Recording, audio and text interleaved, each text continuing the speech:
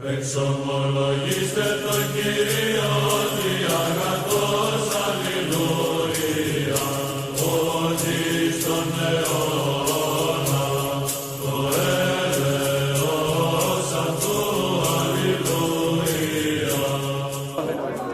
you can stand out, yeah. That's fine. So you can hear your voice. You can stand there, yeah. So go on. Yeah, you can repeat what you were saying. So can you just say, just for the camera, what was your point that you was making in the beginning? So you overheard me say something in the conversation. I overheard you saying that the Quran seems to be in contradiction because it's saying that it's coming affirming the previous scriptures, but at the same time it seems to be, in your view, refuting the core tenets of the previous scripture. Yes. Right? Yeah. But what I was saying was that it's not refuting the previous scriptures, it's just saying that people have tampered with them and changed them. Okay. Yeah. Okay. Well, the Quran says in Quran 3, verse 3 and verse 4, I paraphrase, but essentially it says that it's confirming the Torah and the Gospel that preceded it, right? So it's calling these books by name as if it recognizes that they're authoritative. But the truth of the matter is that when we look in the Torah and the Gospel, we find that it's not confirming what is in the Quran, right? So we should be believing the Torah and the Gospel over the Quran. The burden of proof is on you to present to us a historical Torah and Gospel that affirms the Quranic position. And I mean on a fundamental basis, right? For example, the Torah teaches that all nations of the earth will be blessed through the seed of Isaac. Muhammad is not from the seed of Isaac, therefore Islam, no message of Islam could come from, how can I put it? Muhammad is not from the seed of Isaac, therefore he wouldn't be recognized as a prophet of the Jews. Therefore no message of salvation can come through him at all. He's disqualified based on the standards of the Torah. In the Gospel, we believe as a foundational teaching that Jesus Christ is the Son of God who died for the sins of the world. He was crucified, buried and rose again on the third day. The Quran denies all these fundamental truths found within the Gospel. So you need to provide us with a Torah and a Gospel that can affirm the Quranic position on a fundamental basis. Otherwise, I will believe, based on the evidence, that the Quran claiming to confirm the Torah and the Gospel is just a big fat lie. And in fact, it's denying it. So that people like you will start to reject the Torah and the Gospel in favor of the Quran. I don't reject the Torah and the Gospel. So the Torah and the Gospel that we have today, do you accept it as being the word of God? I've already told you that we believe that they've been changed, but I don't reject the Torah and the Gospel. I believe in the Torah and the Gospel. I disagree with you as to what the Torah and the Gospel are calling to. You're saying they're calling to accepting a Jewish prophet as God, and that's the point of the Torah and the Gospel. Okay. I would say that the Torah and the Gospel were calling to worship God alone. That's what I would believe, and the Quran is coming affirming that. Okay. So we're not in really. No, but the Torah. Whoa. The Torah, sorry, says, I'll make it clear again, right? Yeah. When Abraham sacrificed his son Isaac, God said that all nations of the earth will be blessed through Isaac, right? So salvation can only come through the Jewish lineage. We trace that down to Christ, where we say that all nations are blessed through the sacrifice that Christ made on the cross for the forgiveness of sins, right? Muhammad is a Gentile prophet. He has no Jewish lineage. Therefore, he can't through his message, all nations of the earth cannot be blessed. Therefore, even on that basis alone, Islam is a false religion. He's a Gentile prophet, right? So that's why I would say on a foundational level, it contradicts the Torah. The Gospel, we already know that in Islam, it denies that Christ was killed, and it says that it appeared that he was crucified, but he wasn't crucified. That Quranic claim completely denies the foundations of Christianity found in the Gospel. So it's not actually confirming anything or anything fundamental or of relevance in the Torah and in the Gospel. Do you see my argument? And then on top of that, you say that the text has been corrupted. Correct me if I'm wrong, right? Right? You say the text has been corrupted, but then according to the Quran, it says that the people of the gospel should judge by the gospel, and the people of and the Jews should judge by the Torah, right? If I remember that correctly. And it also says that Allah's words can't be corrupted, right? So we have a problem, because on one hand, the Quran is claiming that Allah is the author of the Torah and the gospel, whilst at the same time saying that these books that preceded the Quran were corrupted. Do you see the issue there? Yeah. So the essence of the rulings in the Torah and the Injil, they are still God's laws, and they can't really be changed, God's laws, meaning that in essence. But the way that they've been corrupted is people don't necessarily judge by them. That's the way it's been corrupted. So the example is that obviously there were Christians around and Jews around in the time of Prophet Muhammad ﷺ, and when they will be asked to judge by their laws, for example stoning the adulterer, they would hide those verses and they wouldn't act by them. So in that way they're changing their religion, they're changing God's words in that way. They're not actually changing the essence of God's words or the essence of God's law, but they're changing it by not acting by it. And in the Quran it says that in a lot of places, that as you guys already discussed these verses about you believe in part, book and reject the other part, etc., etc. Can I quickly respond to that point? So when you said that they were concealing it, does that mean that it did not exist in the text, or they just were failing to? No, it existed. So when you said they were concealing it, right? I'm just trying to clarify. Is that because they didn't mention what was in the text, or that the text completely omitted those verses? No, the verses were there in the text, and when they would come to judge, they wouldn't judge by them. So the text then is not corrupted. That's what I'm understanding from what you're saying. Not entirely. There are still, even today, nobody says that in its entirety there is nothing of truth in the Bible, there is nothing of truth in the Torah. No Muslim says that. We don't actually reject those books. Okay. We know that there's truth in them, we know that there are laws in them. It's just that Christians and Jews don't act by them, or don't abide by them. And it's true, you can see today, in all gratitude, we're living in a Christian country which has done many favors to us, so we're not complaining. But it's not a Christian country that judges by the Bible. And the Quran presents this challenge. It says, فَلْيَحْكُمْ أَهْلَ الْإِنْجِيلِ بِمَا أُنزِلَ إِلَيْهِمْ, or something to that lines of, people of the Bible, if they want to be successful, if they want to be saved, they should actually judge by what's in their Bible. So we'll give an example. So it can't be corrupted at that point then, can it? Because if Allah is saying to judge by...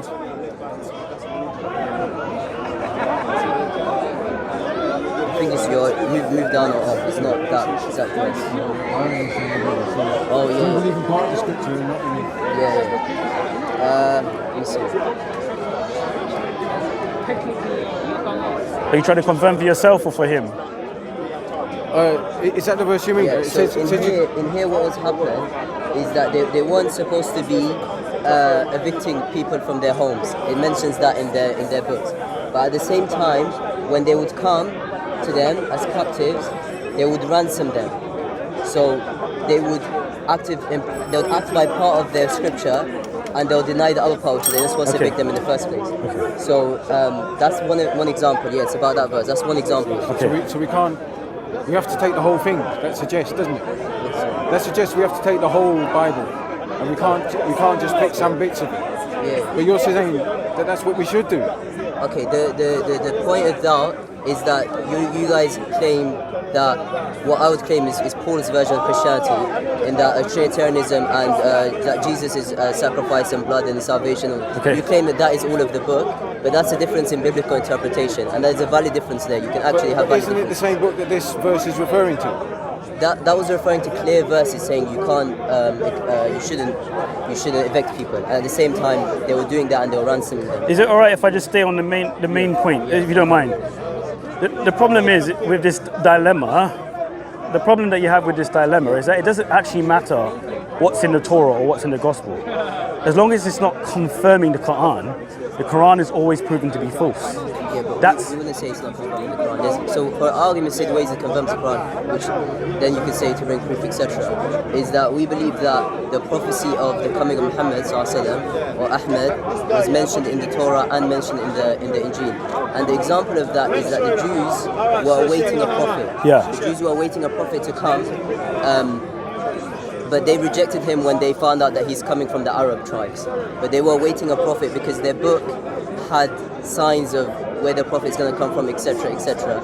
And then similarly in the Torah, we have the evidence. Our evidence is the Quran. We have to use the Quran because our evidence is that Isa in the Quran says that "Washiran bi nabiyyin ya'ti min ba'dihi ismuhu Ahmad," that he's giving glad tidings of a messenger coming after him. His name will be Ahmad, and Ahmad is one of the names of Muhammad sallallahu alaihi wasallam. Okay. So our argument would be that no, those previous books they lay a foundation for a prophet to come after, and none of those prophets, in our opinion, claim to have completed the message, meaning that even Isa's kind of purpose is not, he didn't complete. So well, you call him a Messiah, don't you? Yeah, we call him a Messiah. Yeah, so that should have some meaning behind it. It has a lot of so we meaning call him the Messiah because we believe that he fulfilled the law and the prophets. Yeah. So if you're referring to, let's say in the Torah, Deuteronomy 18, it talks about one coming after Moses, we would describe that person to be in Jesus Christ, who is actually Jewish. He has Jewish heritage, right? So he qualifies for being that person, right? And he did great signs, wonders, and miracles, and had many similarities with Moses. For example, he commanded the sea. He was persecuted as a baby. Let me think what else he did. He fasted for 40 days and 40 nights. Moses did that on Mount Sinai. He was transfigured just like Moses did when God spoke to him on the Mount of Sinai. So there's many things that we can look at and say, actually, yeah, Jesus is the fulfillment of Deuteronomy 18, verse 15 and verse 18. But the problem that I have with the Quran is that the burden of proof is on you to show why your text is true. And to do that, you need to show us the previous scriptures that the Quran claims to be confirming. Right? When I read those scriptures, because I believe that they are in our possession today, the Torah and the Gospel, and I believe that they've been preserved from hundreds of years before Islam even existed, right? The oldest complete manuscript, I think, is the Codex Sinaiticus, which is 4th century, right? So even in there, we can learn that Jesus is God. Even in there, we can learn what I said about Abraham and Isaac and all nations being blessed through Isaac, according to God's promise. And you mentioned something about the Arabs and the Jews rejecting that. That makes sense because they recognize that no prophet of God can come from outside of the Jews, right? So they're going by that understanding, which is found in which is found in the Torah. So what I'm trying to say as a Christian is that what we believe fundamentally, right, is completely denied by the Quran.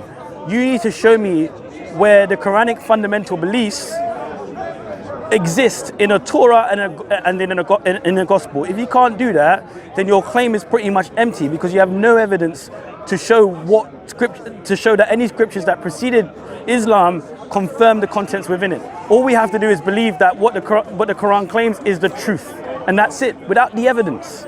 Unlike Christians who actually have the Hebrew Bible that they attach to their New Testament to make reference to Christ being the Son of God. For example, we would look at the life of Christ and we'd say, oh, Christ fulfilled this when he did this. Christ fulfilled that when he did that, to prove that Christ is the Messiah.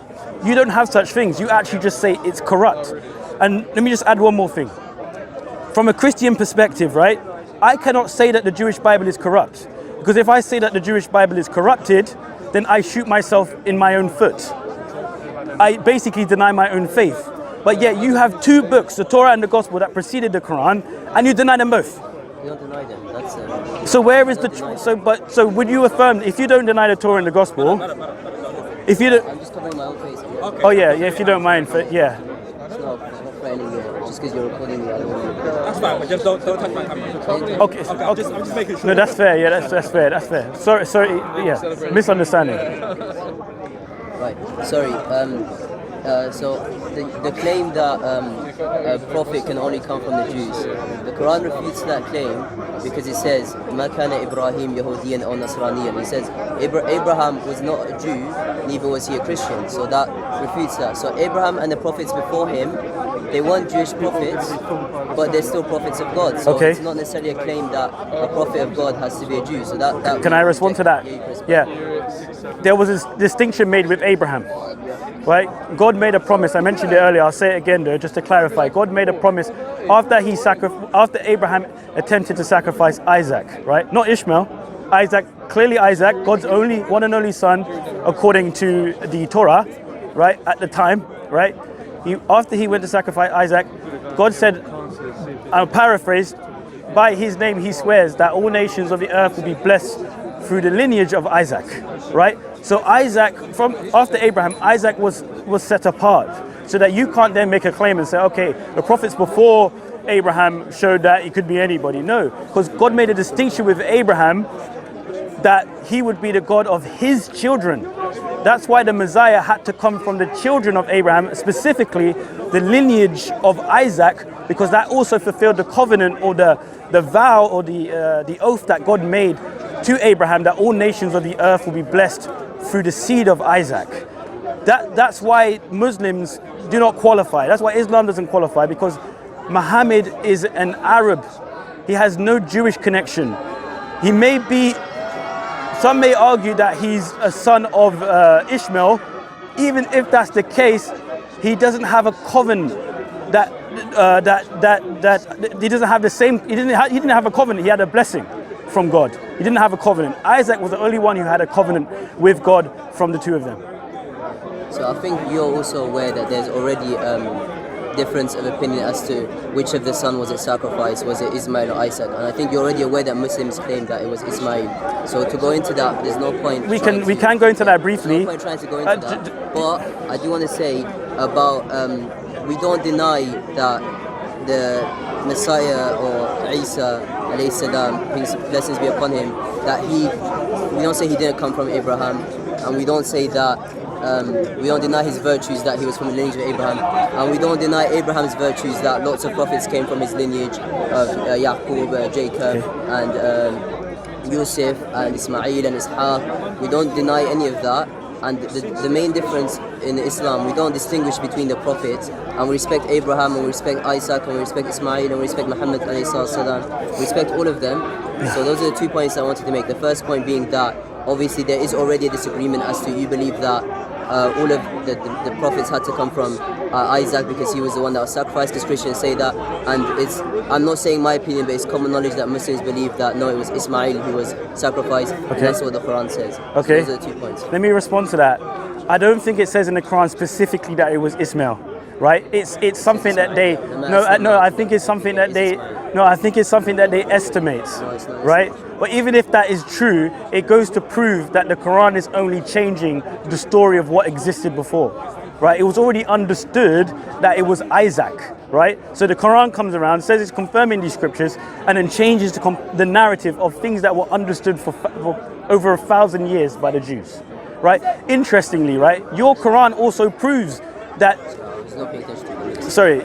Interesting. Your Quran also proves that the Jew what I said about Isaac, it does, because it we don't disagree with that. No, but it recognizes that Moses was given the Torah, and Jesus was given the gospel. Although we don't say that Jesus was given the gospel, you attribute those books to Jewish people, showing that he had a Jewish lineage, because there's many hundreds of years between Moses and Jesus. The prophets that you have in your book, right, many of them are Jewish, right? You don't have any prophets, tell me if I'm wrong, that are from Ishmael.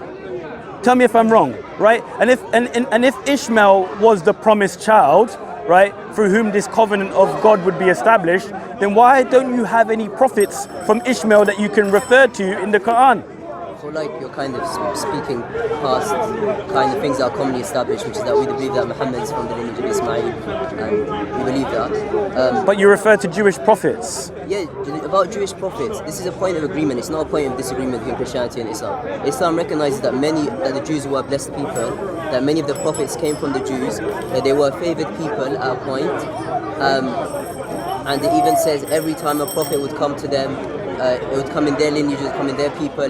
Yahya is another example. Many prophets came from the Jews.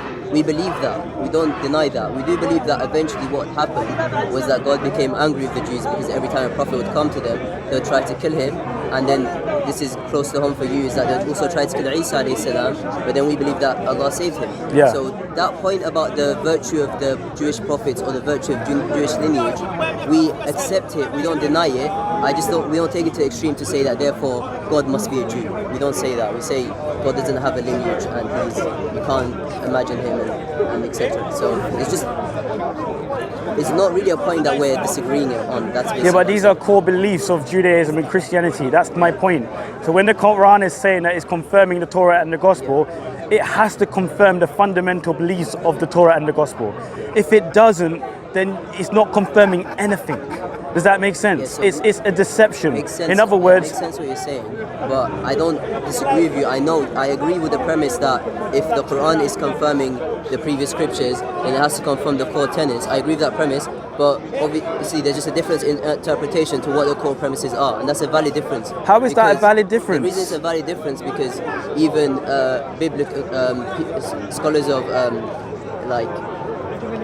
it's a valid difference because different people can look at the Injil and the Torah, and they can take what the core tenets, what they believe the core tenets in those were.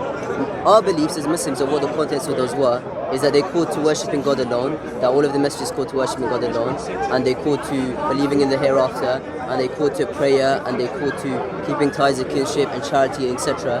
We believe that what the core tenets were. You believe that the core tenets of those books was to call to worshipping the Messiah, the Son of God, Jesus, that's the salvation, etc. He died for your sins. You believe that. Now, at the same time, it is fair to say there are valid differences because even different sects of Christianity have disagreements as to what the core tenets of those books were, and even Jews would have differences with you as to what the core tenets of the Torah is. Yeah. So that's not something that you could say. But you kind of proven my point about the Jews because you said that the Jews didn't accept that Muhammad was an Arab prophet. Yeah, you did. That comes from what I said about Isaac. Yeah, that's so they would agree with me on that because that's what I'm saying comes from the Torah, right? And that also links to Jesus Christ. The Jews today may not believe it, but you have to remember that Christianity is a Jewish religion. It started with Jews. It was the Jews who started. Like when I say started with Jews, the apostles.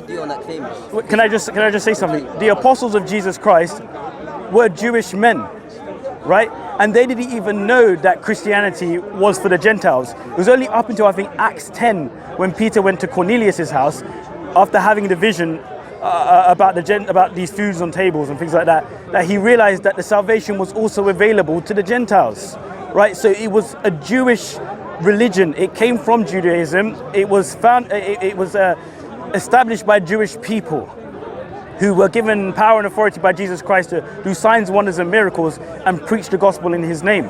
But the point that I'm trying to make is this, that the core tenets are very important. If you're going to say that you're confirming something, even in a general sense, you would confirm the fundamental beliefs of that thing, right? So you deny it. So let me just say this: a fundamental Christian belief for someone to be considered Christian or for a church to be considered Christian, they would have to believe that Jesus is the Son of God who died for the sins of the world. They would have to believe that. They would have to believe that Jesus is God, right? So anyone who doesn't believe that basic belief already cannot be considered a Christian. So if they think Jesus is just an angel, he's not an eternal being, he doesn't share the same divine essence as the Father, they're not Christians, right? Jehovah's Witnesses, Mormons, they're not Christians. So we have that in common. Now, I'm not a Catholic, right? But Catholics will have beliefs in common that I would then say that they are Christian because of that, right? Some people may disagree, that's up to them. That's my view. What you have to understand is that even if we disagree amongst each other, whether it's Orthodox, Catholic, Church of England, there are core beliefs within our belief system that unites us, and that's believing that Jesus Christ is the Son of God. If anyone is going to make that claim to be confirming the gospel, they have to at least affirm the good news, which is the gospel. The Quran doesn't do that, it denies it. So I would say again that the Quran is not actually confirming the Torah or the gospel. it's a false claim. It's actually denying it so that you are deceived into doubting the Torah and the Gospel. That is actually the authoritative. But you do, because you don't believe. You could ask the people of the book today. The people of the book today, the people of the Torah and the Gospel exists. I'm one of them. I'm the people of the Gospel. I'll give you an example of how I don't deny the people of the book, or I don't deny the Gospel of the Injil. That we believe that you can, there's certain rights. It's all right. Listen, then. There's certain rights that are you're allowed to give towards people of the book. Yeah. Right. So, for example, you can eat their slaughtered meat, right? And I practice that. So I don't deny that they're people of the book, and I don't deny that Christians today are not the people of the book. And I deal with Christians in a way differently to how I deal with certain other religions that I believe are complete unbelievers. So we don't have that. We don't have that like, oh, I reject the Bible. We don't reject the Bible completely. Also, there's something interesting you said that about Jesus being a prophet for the Jews and being a Jewish prophet. Okay. But then you said that no, but you mentioned somebody who said that he explained that no, he's actually a prophet for all of mankind and not just the Jews. And then it was a bit, you kind of... Because Muslim. Yeah. No, I'm Christian, yeah. Oh, this is Christian. Yeah. So you said that. The interesting thing about that argument, the first thing you were saying when you were saying that he's a prophet for the Jews, is that Muslims agree with that, because Muslims believe that Jesus came as a prophet for the Jews, for Bani Israel, to warn them to come back to following God's law and to... But that means God's an idiot then. One second. The wrong person for the job. 1 second. Sorry. I don't. If Muslims, they must believe God Muslims is don't an disrespect idiot Jesus. That's because the Jesus first thing. got it Muslims wrong don't then. disrespect Jesus. Towards the Muslims says. Yeah, but the first thing is Muslims. But he didn't. He got it right. Because he saved me and he saved everybody else. Yeah, we don't disrespect Jesus. Muslims don't disrespect Jesus. that's 100% Actually, can't it will take. I'm so sorry. It was just a one-on-one dialogue. I'm so sorry. You can listen if you like, but sorry. So nobody would say something like being an idiot or something. We wouldn't say that about Jesus. Right? Okay. So we do believe. I'm so sorry, but it's just so. He called me an idiot. Did he? Oh, sorry. I said I don't believe in this. Okay, I'm going to go over here. Okay. Yeah. So we believe that he completed his message in terms of to the Jews, but they denied him. But that doesn't mean that he didn't do his message. He did his message to the Jews. Well, some Jews denied him. Some Jews followed him. Some Jews followed Do you remember? It's a Jewish belief. It comes from Judaism. We don't, that whole narrative, we don't deny any of that narrative. But we will say to you then, the fact that you would have to kind of do some gymnastics or leave that or change that to kind of preach missionary Christianity, which is Jesus for everybody, when you have these things that no, he was specific for the Jews, how would then a non-Jew feel about accepting Christianity if no, this prophet is really for the Jews, but no, he's actually God and he's for everyone? There seems to be some contradiction there. Whereas for us, it's not a contradiction because I accept that Isa is a prophet for the Jews and I know that Muhammad is the prophet for mankind. So there's no contradiction for me. I don't have to hate Jesus, I can respect him, but at the same time, I don't have to take him as, that how come was he not sent for mankind, he was sent for the Jews? There's actually no contradiction there, but then you put yourself in a very sticky situation. No, I didn't. Where you have to explain how you don't, but I feel that that's a bit of a sticky argument to say. But anyway. Yeah, Jesus Christ is the Son of God who died for the sins of the world. His death wasn't just for the Jews, it was for all peoples. That's what we believe. That's what Jesus Christ declared in John 3:16. For God so loved the world that he gave his only begotten Son, that whoever believes in him shall not perish but have everlasting life. Whoever believes in him. Right? And we saw in the life of Jesus Christ that there were Gentiles who believed in him. The Canaanite woman, the Samaritan woman, right? These were people who were not of Jewish background who believed in him and also received a blessing from him because of their belief in him. So there's always been evidence, even in the life of Jesus. No, but you don't believe in the same... We disagree as to interpretation of what his message was, but we believe in him. Well, let's be fair, right? You believe that Jesus is a Messiah, but does it even tell you why he's a Messiah in the Quran? You'd have to go into tafsir to find that. You'd have to go into tafsir, so you can't even. So you'd have to look at the scholarly opinion to find out something that's. No problem with that. You see what I'm saying? Well, we have the reasoning in the Hebrew Bible and in the New Testament to demonstrate why Jesus Christ is the Messiah. Right? Even the very life that he lived fulfilled Scripture. I think I mentioned this to you earlier, so I won't repeat myself. But the thing that you need to wrestle with is this. It doesn't matter what's in the Hebrew Bible or in the New Testament, right? As long as it doesn't confirm the Quran has no evidence for itself. right? I've done I need to probably build my own of why they do come from. But the thing is, right? I just kind of disagree. The last point I will make is this, so we don't flesh it out for too long, is if the Quran teaches that, let's say for example, it was made to appear that Jesus was crucified, right? That he was killed, but he wasn't killed, he just went up to Allah, right? I want to see that in the previous texts, in the previous scriptures, in the previous gospel, to see if the Quran is actually affirming something or confirming something that was well known back then. Otherwise, what I'm getting is just the Quran making a claim about scriptures that it actually denies. So the burden of proof is on you, because for me as a Christian, I have to reason with a Jew and say that I have to use the Hebrew Bible, I have to use a Jewish source. I can't say it's corrupted. So you're saying ours is corrupted, but then are you saying the Torah and the Gospel is corrupted? There's that point you have to put another asterisk footnote, because you would say, oh, if you say it's corrupted, how's the word of God and word of God can't be corrupted, etc. And you go into that circles again. But we said very clearly that we believe that those books, they were the word of Allah, they were revealed books from Allah. We believe in them. We would leave our faith if we disbelieved that those were books revealed by God. But so can you pick up, okay, check this out then. This is my final point then, I'll say this, right? We believe in the Hebrew Bible.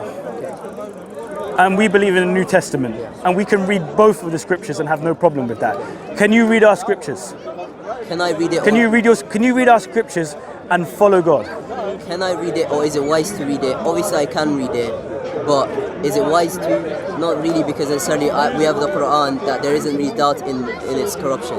From our perspective, that could be a different argument, but then that would make the conversation longer. In our belief, if I have an uncorrupted word of God with me, I don't need to then go look at, maybe if corrupted is a bad word, and I have to look at books that there are doubts as to things in there that could have been changed or not. Okay. With a book where there isn't doubts, because it's memorized. But there has to, yeah, but you're saying you're saying that it's a book with no doubts. Yeah. Yeah. But you don't have the evidence of what is confirming, or you believe that that evidence isn't in its purest form. Therefore, you need the purest form of the evidence of what it claims to be confirming to be able to establish and verify that what the Quran is saying is true. You don't have that. I'll give one example of that. Is that Prophet Muhammad ﷺ, he was unlettered. He wasn't able to read or write. He also grew up in Mecca, where at the time the only source for information as to Christianity or Judaism would be non-Arabs, right? And he didn't speak non-Arabic language, he only spoke Arabic. But he brought a book mentioning the stories of the previous scriptures, mentioning Isa, mentioning Yahya, mentioning Dawood, mentioning Sulaiman, mentioning Ibrahim, mentioning all of these prophets, and mentioning their calls to Allah, and mentioning the stories and the story of Musa in detail, and the story of Isa in detail, when he couldn't have necessarily learned these from the Christian or Jewish monks, because they weren't available to him, and he wasn't able to read or write their languages or speak to them and communicate with them in that way. So that's one miracle, that's one way. Okay, so you're saying that he didn't actually confirm anything then? No, I'm not saying he didn't confirm. But he just got a divine revelation about what's true and what's not. I'm trying to understand, because my point is this, right? You need, for you to believe in the Quran with sincerity, you need to see the Torah and the Gospel that it's claiming to confirm. Without seeing it, you have no idea what it's confirming. Especially when there's actual evidence of a Torah and a Gospel that exists that completely denies the fundamental claims of Islam. So basically what you're doing is you're preferring Quran as evidence over books that actually existed before it. And then you're preferring the Quran's narrative as being true when the books that it's claiming to confirm say that it's not true. But on the fundamental basis, you can look, for example, if I said that I wrote a book called Timothy, the book of Timothy, right? And I say that I am confirming the Quran, but I deny Muhammad and Allah, right? Would you say that I'm confirming the Quran? I get your point, I accept your premise. It's weird because it's always going to go in circles, because I agree with your premise. It's just I believe that the previous scriptures, they call to Tawheed and worshiping Allah. Your interpretation is that the previous scriptures call to worshipping Jesus. That's a difference in interpretation. So I can say yes, they confirm the previous scriptures. You're going to say no, they don't. But that's because we differ into the interpretation of what the previous scripture says. I say that's a very different matter of interpretation. Because It's a complete denial. Why? But the same conviction you're saying that this is exactly what the previous scripture says. For example, you removed Jehovah's Witnesses from the fold of Christianity. But in the same way, if you speak to a Jehovah's Witness, they'll say, no, the previous scriptures, they say that we are the correct religion. So that difference there is just a difference of interpretation. Our claim is that it's accepting. It's not denying the previous scriptures. It's confirming them, because our claim is that the previous scriptures hold to following the prophets and worshiping God alone. That's it. But as long as we differ in that interpretation, it's going to go in circles forever, because I'm not actually denying anything you're saying in terms of your premise. In a way you are, but nice to meet you anyway. Nice to meet yeah? you as well. What's your name, sorry? Ahmed. Timothy. Maybe I'll see you around. Take care, yeah? Take care, you as well. Yeah, it's the reason it's going around in circles. Is because it's going around in circles. They deny it, and then they say they're confirming it, and then they deny what it says, and then they say they're confirming it. That's why it goes around in circles, isn't it?